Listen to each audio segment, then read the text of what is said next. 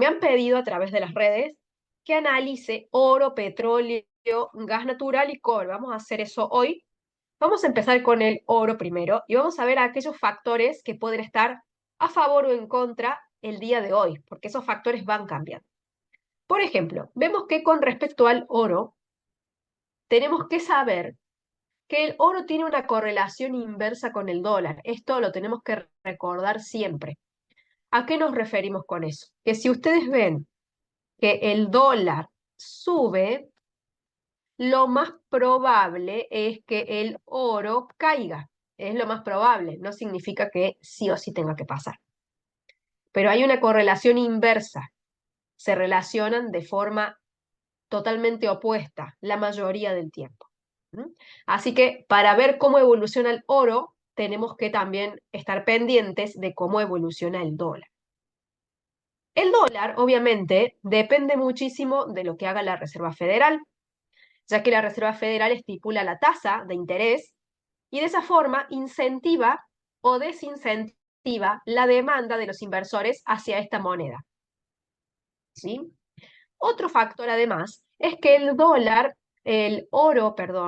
oro es un activo de refugio financiero. ¿Sí? Al tener estas características, cuando los mercados sienten miedo, como por ejemplo pasó con todo el tema de las tensiones geopolíticas, el oro se fortaleció mucho.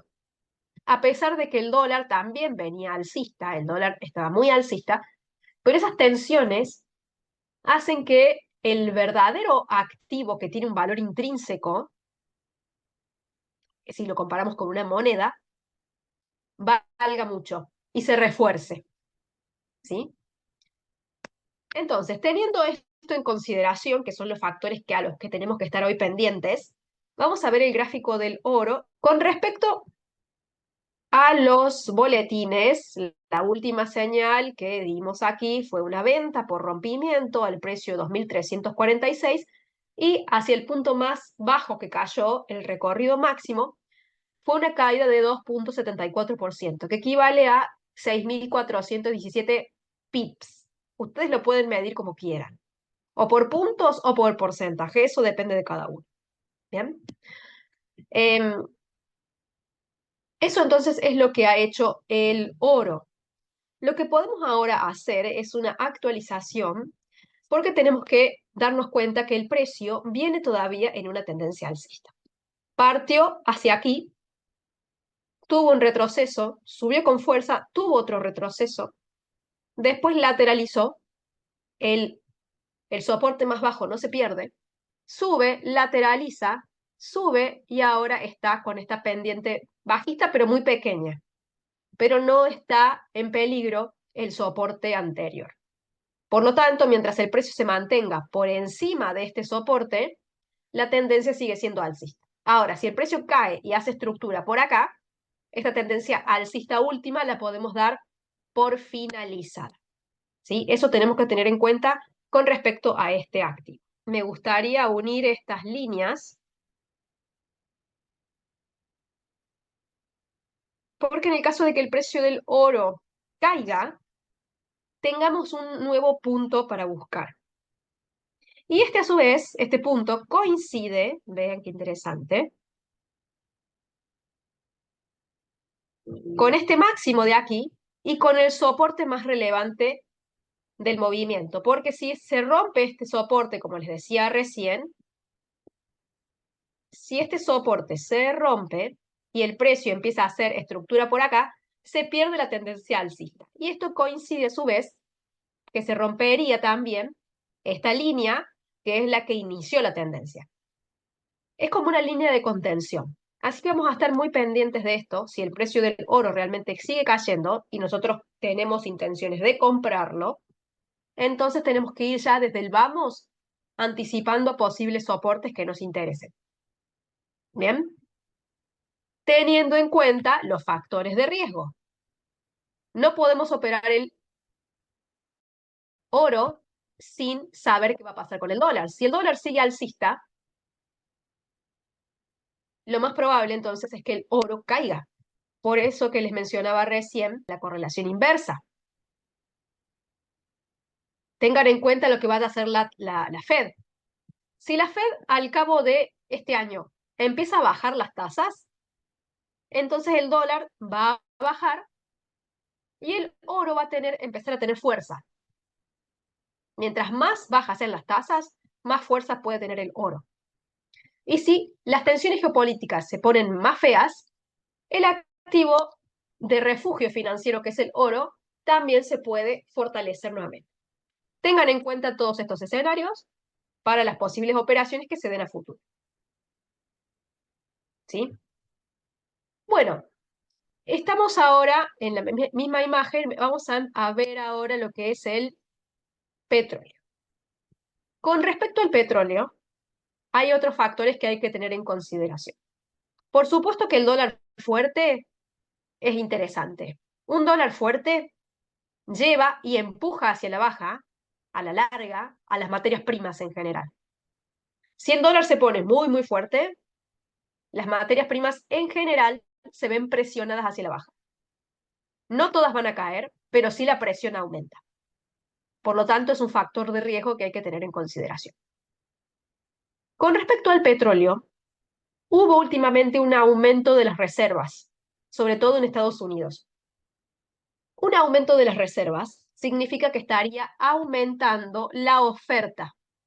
Si aumenta la oferta, hay más petróleo dando vuelta en el mercado. Y esto genera una presión bajista en el precio. Genera que el precio del petróleo caiga. Las tensiones geopolíticas están debilitadas. Ya el foco, el momento de máxima tensión ya pasó. Ahora se ha disipado, no es que haya terminado, pero no está tan intenso como antes. Entonces, la producción de petróleo y la distribución no se ve amenazada. Por lo tanto, el precio del petróleo también se ha relajado un poquito. Y sumado a eso tenemos un poco la demanda débil. Así que todos estos factores que estamos viendo en conjunción están haciendo que el petróleo de momento, ahora, esté debilitado. Acá el gráfico del precio del petróleo. Veamos las últimas señales que hemos dado en los boletines. Acá podemos ver que dimos una señal de venta a los 84,30, que ha llegado a su punto más bajo y ha caído un 8,76%. ¿Sí? Esa es la última. Y ahora la nueva, que estamos esperando, que todavía no se ha dado por rompimiento, es una compra a los 79,30, que es esta que está acá. Que veremos si se da o si no se da. Vamos a tener que tener paciencia. Con respecto a este activo,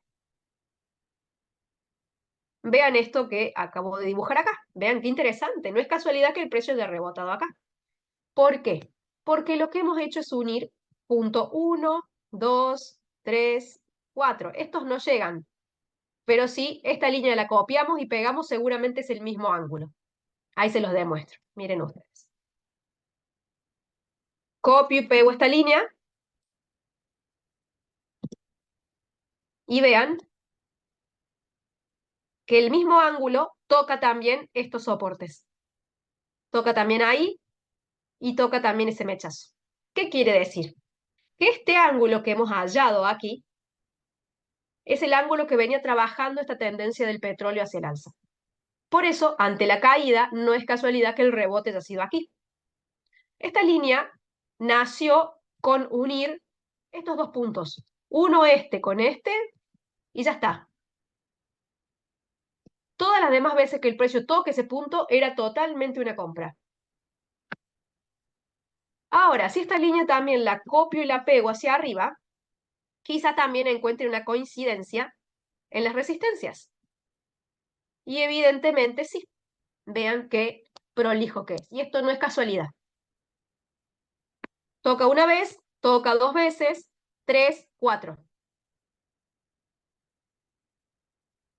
Cuando yo uno estos dos puntos, copio y pego y me doy cuenta que también uno esos dos. ¿Qué quiere decir? Que cuando toqué aquí, cuando el precio tocó ahí, pude haber comprado, cuando tocó acá, pude haber vendido, y cuando tocó acá, pude haber comprado de vuelta. siempre ustedes tengan en consideración esas posibilidades. No es casualidad, entonces, que tengamos esta señal acá de venta en el boletín. No es casualidad. Y tampoco es casualidad esta opción o esta posibilidad de compra en el boletín, porque ambas representan estos rebotes. ¿Sí? Recuerden que en los boletines las señales se dan por rompimiento, no por rebote. A los rebotes los trabajamos acá en estos seminarios en vivo.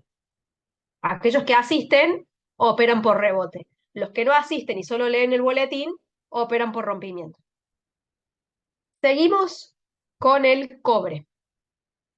El cobre de momento viene con una tendencia bastante más fuerte, pero tiene un factor de riesgo, que es que el dólar sigue fuerte. ¿Sí? Como les decía, todas las materias primas son, de cierta forma, amenazadas a medida que el dólar se fortalezca. Así que esto es algo que tenemos que tener en consideración. Y todo lo que haga la Fed con respecto a sus tasas también. El cobre, ¿por qué ha subido tanto últimamente? No porque sea un activo de refugio financiero como el oro, porque no lo es. El cobre no es un metal precioso, como sí lo es el oro, nada que ver, pero sí ha disminuido un poco su oferta. Al disminuir la oferta y complicarse un poco las empresas mineras que lo producen y que lo extraen, se ha achicado la cantidad de cobre disponible en el mercado, lo cual ha generado una presión alcista en el precio. Además, el cobre también se lo toma como un barómetro de lo que es la actividad económica, ya que se utiliza mucho en la producción de diferentes piezas o artículos, ¿sí? Así que si empezamos a ver que la actividad económica en el mundo empieza a flaquear demasiado, puede tirar al cobre en consecuencia hacia abajo. Y el dólar fuerte también. Así que el cobre que esté tan fuerte, quizá no pueda mantener esta tendencia durante mucho tiempo, siempre y cuando la escasez de oferta persista. Ahí sí, el cobre tiene su posibilidad de continuar con alzas. Vamos a ver el precio. Acá tenemos el precio del cobre. ¿Qué es lo último que trabajamos? Acá ya adelantándonos un poquito a esto, a este escenario, dimos acá una señal de venta a los 4.5320, que al día de hoy, bueno, el precio cayó un poco, volvió a subir, y ahora podemos decir que la operación está con una pérdida pequeña. ¿Mm? Al estar así, obviamente tenemos que empezar a ajustar el stop loss. El stop loss o el punto de salida, en el caso que ustedes decidan hacerlo, tiene que ser por encima de esta última resistencia. ¿Sí? ¿Puede ser que la operación salga perdedora? Por supuesto que puede pasar. Puede pasar. Pero nos fuimos adelantando a esta posición vendedora por todos esos factores de riesgo que les venía mencionando hasta recién. El precio del cobre se mantuvo aquí en un rango muy interesante, después aquí dio 2 puntos que lo unimos con este,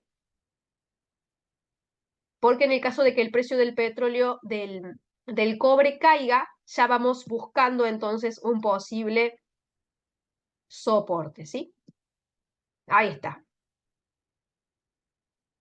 En el caso de que realmente el cobre caiga, vamos a buscar entonces algún punto interesante sobre esta línea que nos podría dar algún tipo de entrada. Esperemos que sí, para que de esta forma se cumpla esta visión de un cobre debilitándose un poquito, ¿sí? Y con respecto al gas natural, que es el último que vamos a ver el día de hoy, tenemos algunos factores que tener en consideración. El gas natural se utiliza mucho para lo que es la calefacción, principalmente. Y estamos con climas que están un poco más cálidos de lo normal. Entonces, esto hace que la demanda del gas natural, la demanda caiga. Si cae la demanda, el precio se ve presionado también hacia abajo. Además de esto, hubo un aumento de reservas. ¿Qué significa? Que hay un aumento de la oferta. O sea, tenemos un aumento de la oferta y una disminución de la demanda. Ergo, hablamos de una presión bajista de precio. Además, de que tenemos un conflicto geopolítico debilitado, lo cual también genera presiones bajistas en el precio porque no hay amenazas de que su oferta pueda terminar siendo quizá truncada o complicada. Entonces el gas natural, sumado a un dólar fuerte, por supuesto, se está viendo muy amenazado en su subida. Así que esto no hay que olvidarlo. Viene de hace tiempo arrastrando muchos problemas el gas natural, sumado a que todos los productores de petróleo terminan extrayendo gas natural como producto secundario. Sí regulan el precio del petróleo para tratar de encarecerlo, pero no regulan la producción del gas natural. La del petróleo sí. Entonces todo eso ha generado una presión bajista muy grande en el gas natural. Acá tenemos el precio del gas natural.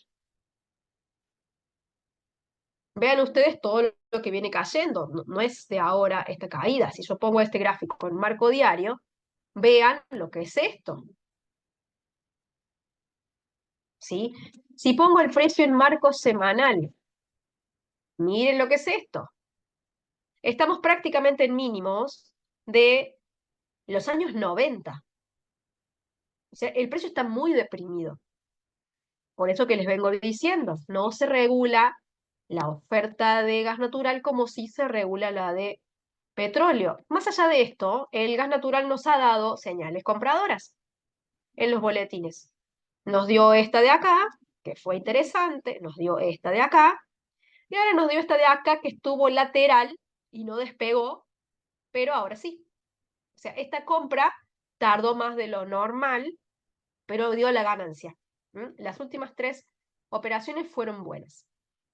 Como tenemos entonces estos factores de riesgo en contra, tampoco podemos confiarnos tanto con respecto a este precio y decir, bueno, que siga la fiesta. Hay que estar pendientes de este precio. Lo que podemos hacer es unir estas resistencias y establecer un ángulo, que es lo que siempre hacemos. Ahí está. Tengo establecido este ángulo. Voy a ver si lo copio y lo pego y si hay coincidencias en otros puntos. Quizás sí, quizás no. A ver acá. Vamos a dejarla ahí. Y no veo más coincidencias, lamentablemente no. No hay mucho más. Sí, lo que podemos poner acá es una línea horizontal con respecto a este punto y a este de acá. ¿Qué hice? Este mínimo y este mínimo. Estoy estableciendo resistencias, ¿sí? Porque la compra ya está hecha. Ahora, ¿dónde me voy? Sería la pregunta. ¿Dónde salgo? Y para establecer un punto de salida, tengo que establecer una resistencia, que puede ser exactamente esta, donde ya está, que viene de acá, o puede ser un poquito más arriba, acá, que viene de este punto, o puede ser acá, que es este mismo ángulo que viene de acá arriba. ¿Sí? Así que cada uno de ustedes, de acuerdo a sus objetivos, si ya está comprado en el gas natural, que ya tiene una ganancia, verá en cuáles de estos puntos se va. O si es que toma el riesgo de continuar en la compra, pero sin olvidar ninguno de los factores de riesgo que hemos mencionado. ¿Sí?